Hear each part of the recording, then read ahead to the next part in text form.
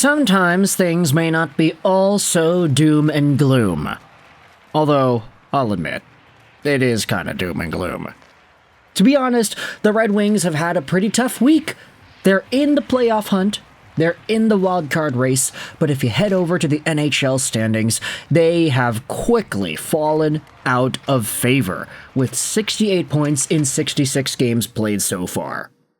They're 2 points out of a playoff spot. The teams in the playoff spots have games in hand, so it's not looking good for the Detroit Red Wings, especially since they've gone 3-7-0 in their last 10, and have only won one game in their last 8. And yeah, the remaining 7 games in their last 8 have all been regulation losses.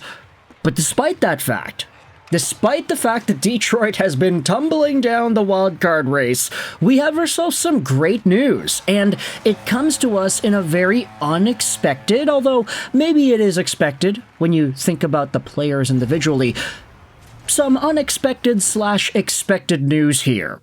Because today we're heading over to the R-Hockey subreddit and taking a look at Smash Bros. 13's post of the best and worst team of the week, from March 8th to March 14th.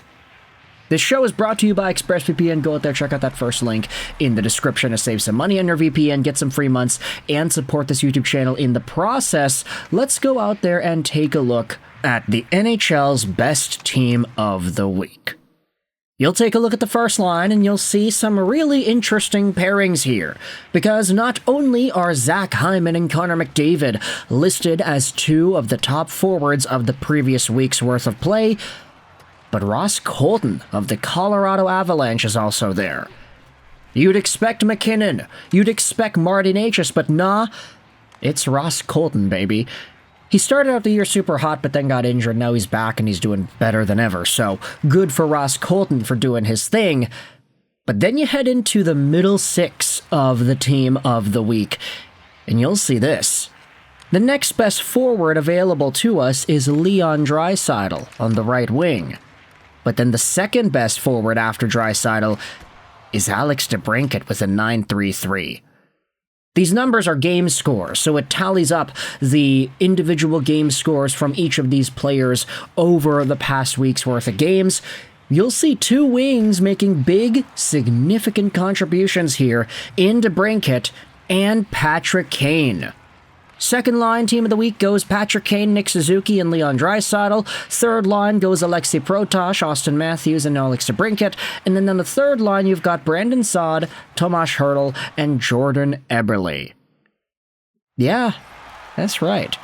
For a team that's only won 1 game in their last 8, Patrick Kane and Alex DeBrincat have been tearing things up. And I get it, it's easy to go out there and say that Patrick Kane had that 5-point game, which put him on the map once again, which accelerated him to the top of these projected rankings, so maybe that's exactly where things have gone, right?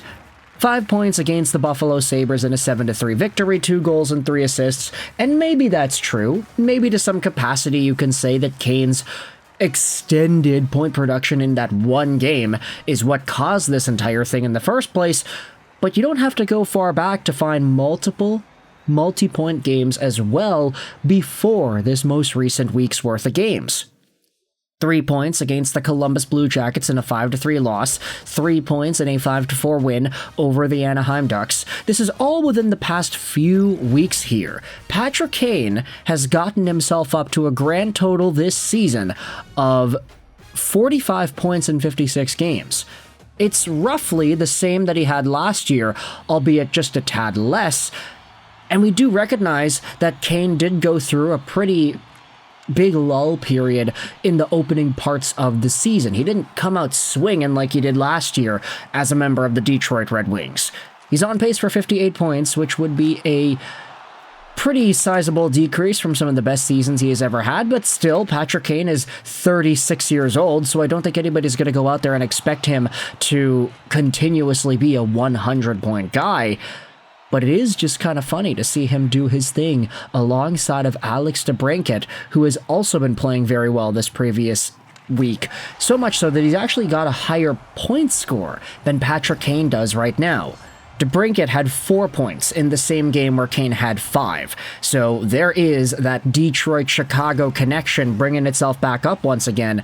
And even though DeBrincat did go 4 games without a point in the previous week, he's still been getting pretty stable production the past little while here. He's a point per game in his last 5, a point per game in his last 10, and this season he's got a total of 58 points on pace for 73.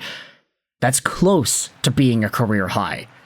He had a high season of 78 points in 82 games playing alongside of Patrick Kane in 21-22. So if he's able to stick around a little bit longer with Patrick Kane, whose contract does expire at the end of this season, then who knows what's possible here. I don't want to make it seem like Patrick Kane is guaranteed to staying in Detroit or even staying in the game beyond this season, but hey, if the Red Wings end up signing Jonathan Toews like some of those rumor boys have been going out there and suggesting, maybe it would be worth it for Patrick Kane to sign on one more time, have another season with Detroit and DeBrincat and Gustafsson and Toews, and just try to tear the house down. Of course, though, I think that's kind of putting the cart before the horse.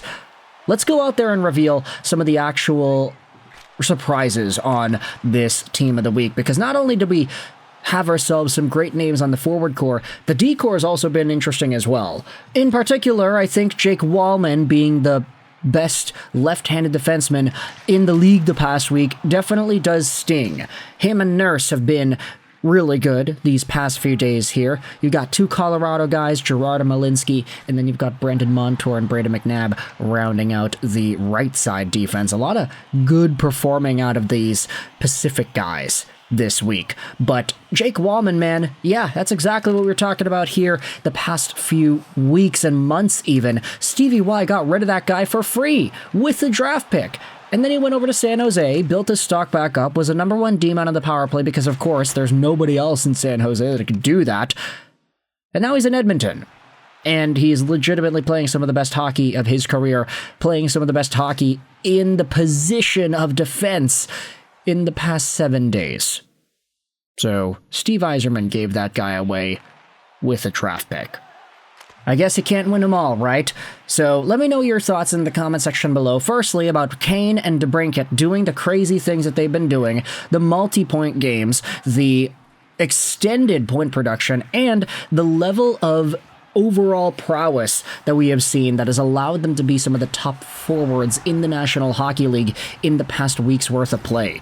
Does this surprise you to see them so high up on the ranking, or is it only natural for 2 guys who have had the chemistry and scoring touch like they have had?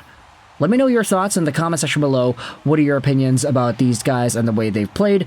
Big question, do you think Kane is going to re-sign with Detroit in the offseason? Do you think it's the right thing to do? Let me know in the comments, what do you think? I hope you enjoyed this British Ashroll 99. And bye.